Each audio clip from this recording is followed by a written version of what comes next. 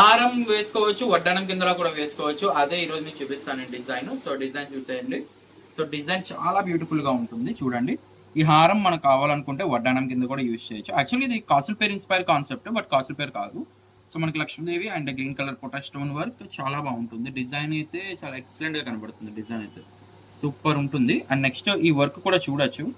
Work కూడా చాలా detailing of చాలా నీట్ గా వస్తుంది. ఇది లాంగ్ హారం.